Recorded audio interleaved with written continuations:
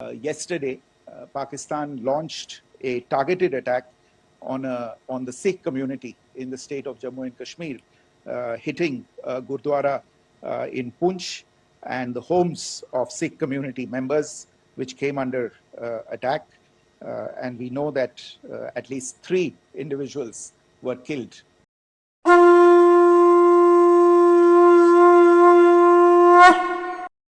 Welcome to Shrivik news. ನಾನು Geetha ಜೈಬಾರ್ಗವ್. Operation Sindoor 25 ಮಹಿಳೆಯರ ಸಿಂಧೂರ ಅಳಿಸಿದ ಪ್ರತಿಕಾರವ ಈ ಆಪರೇಷನ್ ಸಿಂಧೂರ್. ದಶಕಗಳ ಭಯೋತ್ಪಾದನೆ ಅಟ್ಟಹಾಸದ ಪಾಪಕೃತ್ಯ ವಿನಾಶದ ಪ್ರತಿಕಾರದ ಯಜ್ಞವ ಈ ಆಪರೇಷನ್ ಸಿಂಧೂರ್. ನೊಂದ ಜೀವಿಗಳ ಆರ್ತನಾದದ ಹಂಬಲವ, ವಿಮೋಚನದ ಸಂಕೇತವ ಈ ಆಪರೇಷನ್ ಸಿಂಧೂರ್. 22 ಏಪ್ರಿಲ್ ದಿನದಂದು ಪೆಹಲ್ಗಾಮ್ನಲ್ಲಿ ನಡೆದ ನರಮೇಧದ ಭಯೋತ್ಪಾದನೆಯ ದಾಳಿ ಭಾರತಕ್ಕೆ ಇತಿಹಾಸದಲ್ಲಿ ಹೊಸ ಮುನ್ನುಡಿಯನ್ನು ಬರೆಯುವ ಹಾದಿಯನ್ನು ಪಾಕ್ ಭಯೋತ್ಪಾದಕರು ಸೃಷ್ಟಿ ಮಾಡಿಕೊಟ್ಟಿದ್ದಾರೆ. ಯುದ್ಧದಲ್ಲೂ ಮಾನವೀಯತೆಯ ಧೀಮಂತಿಕೆ ಮೆರೆಯುವ ಎದೆಗಾರಿಕೆ ಭಾರತೀಯ ಸೈನಿಕರನ್ನು ಬಿಟ್ಟರೆ ಬೇರೆ ಯಾವ ದೇಶದವರಿಗೂ ಬಹುಶಃ ಇಲ್ಲ ಎನ್ನಬಹುದು. ಪೆಹಲ್ಗಾಮ್ ಭಯೋತ್ಪಾದಕರ ದಾಳಿಗೆ ಭಾರತ ಪಾಕಿಸ್ತಾನದಲ್ಲಿ ಇರುವ 9 ಉಗ್ರಗಾಮಿಗಳ ತಾಣವನ್ನು ಮಾತ್ರ ಧ್ವಂಸ ಮಾಡಿದ್ದಾರೆ. ಅದಕ್ಕೆ ಪ್ರತಿಯಾಗಿ ಪಾಕಿಸ್ತಾನ ಜಮ್ಮು ಕಾಶ್ಮೀರದ ಬಳಿ ಇರುವ ಗುರುದ್ವಾರದ ಸಿಖ್ ನಾಗರಿಕರ ಮೇಲೆ ದಾಳಿ ಮಾಡಿ 3 ಮಂದಿ ಸಿಖ್ರನ್ನು ಸಾಯಿಸಿದ್ದಾರೆ. ಡ್ರೋನ್ ಮಿಸೈಲ್ಗಳನ್ನು ಬಳಸಿ ಆವಂತಿಪುರ, ಶ್ರೀನಗರ, ಜಮ್ಮು, ಪಠಾನ್ಪುರ್, ಅಮೃತ್ಸರ್, ಬಟಿಂಡಾ ಇನ್ನು ಮುಂತಾದ ತಾಣಗಳ ಮೇಲೆ ದಾಳಿ ಮಾಡಿದ್ದಾರೆ. ಇದಕ್ಕೆ ಪ್ರತಿಯಾಗಿ ಭಾರತೀಯ ಸೈನಿಕರು ಯಾವ ರೀತಿ ಪಾಕ್ ಸೈನಿಕರಿಗೆ ನೆಲ ಕಚ್ಚುವಂತೆ ಮಾಡುತ್ತಿದ್ದಾರೆ, ಪಾಕ್ ದೇಶವು ಯಾವ ರೀತಿ ತಪ್ಪು ಸಂದೇಶವನ್ನು, ವದಂತಿಗಳನ್ನು ಹಬ್ಬಿಸುತ್ತಿದೆ ಅಂತ wing commander Vyomika Singh, colonel Sofiya Qureshi ಮತ್ತು ವಿಕ್ರಮ್ ಮಿಸ್ರಿ ರವರು ಜನರಿಗೆ, ಪ್ರಪಂಚಕ್ಕೆ ಮನವರಿಕೆ ಮಾಡಿಕೊಟ್ಟಿದ್ದಾರೆ. ऑपरेशन सिंदूर पर 7 मई 2025 को हुई प्रेस कॉन्फ्रेंस के दौरान भारत ने अपनी प्रतिक्रिया को केंद्रित, संतुलित और गैर उत्तेजक बताया था. यह विशेष रूप से स्पष्ट किया गया था कि पाकिस्तानी सैन्य ठिकानों को निशाना नहीं बनाया गया. साथ ही दोहराया गया कि भारत में किसी भी सैन्य लक्ष्य पर हमले का उचित जवाब दिया जाएगा. 7 से 8 मई 2025 की रात को पाकिस्तान ने उत्तरी और पश्चिमी भारत में स्थित कई सैन्य ठिकानों को, जैसे कि अवंतीपुरा, श्रीनगर, जम्मू, पठानकोट, अमृतसर, कपूरथला, जालंधर, लुधियाना, आदमपुर, भटिंडा, चंडीगढ़, नाल, फलौदी, उत्तरलाई और भुज पर ड्रोन और मिसाइलों से हमला करने का प्रयास किया. इन हमलों को इंटीग्रेटेड काउंटर यूएस ग्रिड और वायु रक्षा प्रणालियों द्वारा निष्क्रिय कर दिया गया. Pakistan has increased the intensity of its unprovoked firing across the line of control using mortar and heavy caliber artilleries in areas in Kupwara, Baramulla, Uri, Poonch, Mendhar and Rajouri sectors in Jammu and Kashmir. 16 innocent lives have been lost, including 3 women and 5 children, due to the Pakistani firing. Here too, India was compelled to respond to bring mortar and artillery fire from Pakistan to a halt. Indian Armed Forces reiterate their commitment to non-escalation, provided it is respected by the Pakistan military. Jai Hind. Thank you. Friends, this is, as I said, further to the briefing that was provided yesterday and some of the updates that have been just provided by Colonel Qureshi and Wing Commander Singh. I thought that we would just put some of the aspects related to the events that started on 22nd April with the barbaric terror attack in Pahalgam into further context, because There is a certain amount of commentary that has happened with regard to the events since then. And more than the commentary, there has been a lot of disinformation that has been directed at us from across the border. So a few things that I would like you to keep in mind. First of all, there is mention on all sides of escalation. I think the first point that you have to keep in mind is the attack of 22nd April in Pahalgam is the original escalation. ये जो सिलसिला है जो हम देख रहे हैं आज की घटनाओं को लेके, ये 22 अप्रैल के पहलगाम के हमले से शुरू हुआ है. एस्केलेशन वहां पे हुआ है और उस एस्केलेशन का जवाब भारतीय सेना ने, भारतीय फौज ने कल अपने एक्शन से दिया है. Secondly, I want to invite your attention to the involvement of the group calling itself the Resistance Front in these attacks. I pointed this out yesterday that this is a group that is a known front for the well-known Pakistan-based terrorist organization, Lashkar-e-Taiba. The group has been reported earlier. I mentioned to you about the Indian authorities providing information to the UN 1267 Sanctions Monitoring Committee. In fact, we are going to be meeting with the team again very soon, and we will be providing an update to the information that we have provided earlier. But what is interesting, दिलचस्प बात यह है कि संयुक्त राष्ट्र की सुरक्षा समिति में जब पहलगाम के हमले को लेके एक प्रेस वक्तव्य जारी करने की बात चल रही थी, तो आप सोचिए किस देश ने टीआरएफ का, द रेजिस्टेंस फ्रंट का उसमें मेंशन किया जाना, उसको अपोज किया, पाकिस्तान ने. This was after the fact that the TRF claimed responsibility for this attack not once but twice within a few hours after the incident on the 22nd of April, and then again on the morning of 23rd April.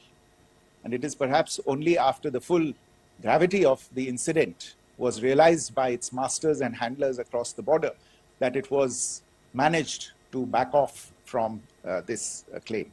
Obviously, that retraction doesn't convince anybody. तीसरी चीज जो मैं आपसे कहना चाह रहा था, और कर्नल कुरैशी और विंग कमांडर सिंह ने कल भी बड़े स्पष्ट शब्दों में और आज भी आपसे ये बात साझा की है. जो भारतीय रिस्पॉन्स है वो नॉन एस्केलेटरी है, प्रिसाइज है, सटीक है, मेजर्ड है और कंसिडर्ड है. Our intention has not been to escalate matters. We are only responding to the original escalation, as I said, and our response has been targeted, precise, controlled and measured. Only military, no military targets have been selected. Only terrorist infrastructure in Pakistan has been hit. Now, there are as I said, a number of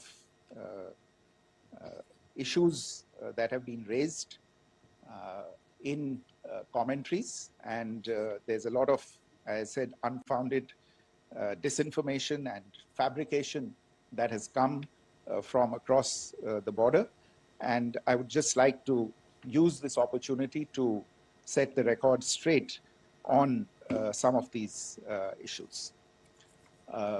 The first of these is Pakistan trying to wash its hands off any and all involvement with terrorism.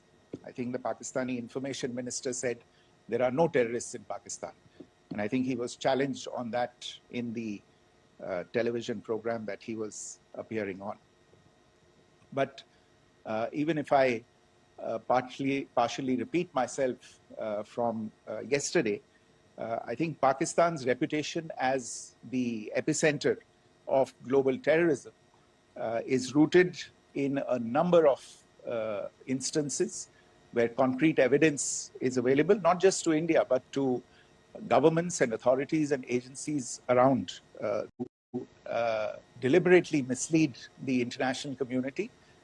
They claimed that the terrorist Sajid Mir was dead. They came under pressure, and Sajid Mir was then brought back to life, arrested, and is now apparently in Pakistani custody. Pakistan is also home to a very large number of UN proscribed as well as UN proscribed terrorists, as well as terrorists proscribed by a number of other governments in the world, including, of course, the Lashkar-e-Taiba and the Jaish-e-Mohammed, as well as their leaders, Masood Azhar and Hafiz Mohammed Saeed. आपने देखा होगा हाल ही में पिछले ही कुछ दिनों में पाकिस्तान के रक्षा मंत्री और उनके पूर्व विदेश मंत्री दोनों ने इस बात को माना है कि पाकिस्तान का ऐसे ग्रुप्स के साथ जो रिश्ता है वो क्या रहा है. Both the defense minister and the former foreign minister of Pakistan, I think they've done a more eloquent job of this than I could ever do in terms of describing their country's implication in international terrorism and their involvement in housing these kinds of groups. दूसरा जो विषय है वो है पाकिस्तान का जो एक दावा है कि एक इंटरनेशनल impartial investigation होना चाहिए, एक joint investigative committee होनी चाहिए. These calls for jointly investigating this heinous and barbaric attack in Pahalgam. Again, I think you know the history well on this. You know the track record well, and it is not a bright track record insofar as Pakistan is concerned. In fact, in the pursuit of justice for the victims of multiple terrorist attacks, whether it be Mumbai in 2008, in Pathankot in 2016, or many others. But in particular for these two attacks, India had offered to cooperate. India provided forensic evidence and urged Pakistan to bring the perpetrators of these attacks to justice.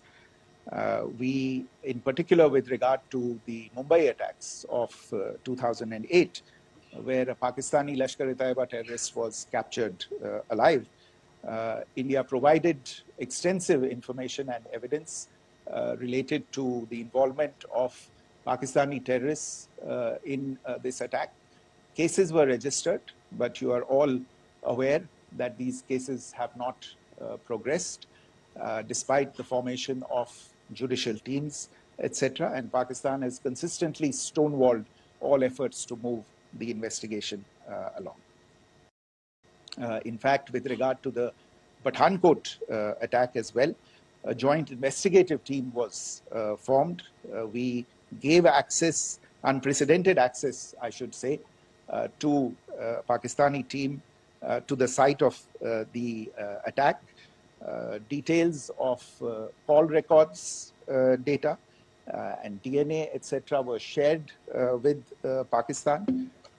We had shared with them details related that we had been able to access to the addresses of terrorists. We presented evidence against the office bearers of Jaish-e-Mohammed who had conspired in the attack, and the handlers of the terrorists who facilitated them and guided them in. But there has been no movement on this. So in all of this, I think the experience has not been positive, and it certainly doesn't give us the confidence now to take at face value Pakistani assertions of wishing to participate in a joint investigation. These are just delaying tactics. These are just stonewalling tactics. And in fact, there is reason to believe that Pakistan uses the evidence that we provide only to cover its tracks and, in fact, defend the terrorists who we are looking for and obstruct the path of investigation. A third point that I wanted to address was the claim that only civilians were killed in the strikes on the 7th of May. We have made the point very clearly that all attacks on the morning of 7th May were against carefully selected terrorist infrastructure, terrorist targets. It is not clear to us, in fact, seeing some of the coverage of the after effects of these strikes, including the funerals for the terrorists that were held yesterday. I think a lot of you have seen the reports and the coverage on media. If only civilians, if any civilians were killed in these attacks, I wonder what message this picture actually sends to all of you. This is a question that is worth asking. It's also odd that the funerals of civilians are carried out with the coffins being draped in Pakistani flags and state honors being accorded. As far as we are concerned, the individuals eliminated at these facilities were terrorists. Giving terrorist state funerals may be a practice in Pakistan. Doesn't seem to make much sense to us. In fact, contrary to what Pakistan is claiming, yesterday, Pakistan launched a targeted attack on the Sikh community in the state of Jammu and Kashmir, hitting Gurdwara in Poonch and the homes of Sikh community members, which came under attack. And we know that at least 3 individuals were killed in that particular attack. Pakistan is also making attempts to, in fact, just to add to this point, the retaliatory action that Pakistan has taken, in fact, is impacting civilians. I showed you the picture of the Gurdwara and the Sikh community members who were killed in this. There are other civilians also who've been killed and injured in these attacks. In fact, since yesterday morning, a total of 16 civilians have been killed and 59 others have been injured in the attacks by Pakistan. Not only this, Pakistan is also making attempts as part of its disinformation campaign to paint our action with regard to cross-border terrorism through the communal angle. If that is the issue, then I think I can do no better than to cite or point you in the direction of the Pakistan Army Chief's speech of 16 April 2025. I think that is the last word in communal rhetoric. And in the Pahalgam attack itself, you are aware of the kind of religious profiling that was done there. And perhaps there is a linkage between these two events. I can only say that these nefarious designs will not be allowed to succeed in India. And it is to be noted that people from all faiths, all religions, all regions in India have unequivocally, not just in India, but around the world, have condemned these attacks. The Pakistani claims of now responding to India's strikes of the 7th of May. As I said right at the outset, it is India which is responding. The original escalation was by Pakistan on the 22nd of April. We are the ones who are responding to that escalation with the action that was taken yesterday morning. And again, I would like to emphasize that the action was restrained. It was directed towards non-civilian, non-military targets and confined to terrorist camps. And again, as we have been saying since yesterday, any further action by Pakistan, some of which we are seeing today, is nothing but escalation by Pakistan now, once again, and will be responded to and is being responded to appropriately. One point that I wanted to also address was the allegations to the targeting of a dam, the Neelam Jhelum project in Pakistan-occupied Kashmir. I want to say that this is an absolute and complete fabrication and a blatant lie. India has targeted only and only terrorist infrastructure, and the details of that, that terrorist infrastructure, together with the locations, were shared with you yesterday by Colonel Qureshi and Wing Commander Singh. I should note that if this kind of a claim is a pretext for targeting Indian infrastructure of a similar nature, Pakistan will be entirely responsible for the consequences that will undoubtedly follow. Finally, I want to address the some issues that have been raised related to the Indus Waters Treaty and the disinformation that has been raised in regard to that as well. The fact is that there have been fundamental changes in the circumstances in which the Indus Waters Treaty was concluded, and they call for a reassessment of the obligations under the treaty.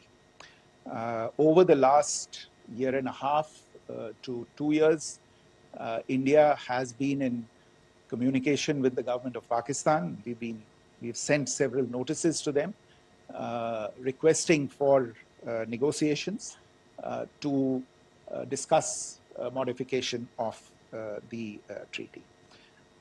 India has, for 6+ decades now, honored the treaty, even during periods when Pakistan imposed multiple wars on us, and even when relations were adversarial. Pakistan is the one that has been acting in violation of the treaty, deliberately creating legal roadblocks in India exercising its legitimate rights on the Western rivers. Any projects that India sought to build on the Eastern rivers, and even on the Western rivers, which we are allowed to by the treaty, were always challenged by Pakistan, thereby hampering our rights to utilize our legitimate waters under the treaty. In fact, if you see, the preamble of the treaty itself states that the treaty was concluded in a spirit of goodwill and friendship. Mark those words, concluded in a spirit of goodwill and friendship. ये भारत का धैर्य और भारत की सहनशीलता है जो 65 साल से हम इतनी प्रोवोकेशन के बावजूद इस ट्रीटी को निभा रहे हैं. However, as has been made clear earlier as well, Pakistan has not responded to our requests to enter into negotiations for a reassessment of the obligations under the treaty. A number of conditions have changed. This is a treaty that was based on the engineering techniques of the 50s and the 60s. We are living through the first quarter of the 21st century. technological changes and technological advancements have to be taken into account. There are demographic changes, there are climate changes that have taken place. There is the imperative of clean energy, and of course, the terrorism that Pakistan has wreaked in the state of Jammu and Kashmir itself has hampered India's ability to exercise its rights under the treaty. Pakistan's persistent refusal to respond to our requests to enter into government-to-government negotiations on the modification of the treaty is, in a sense, itself a violation of the treaty. And therefore, India has taken the step of putting the treaty in abeyance until Pakistan abjures irrevocably its support for cross-border terrorism.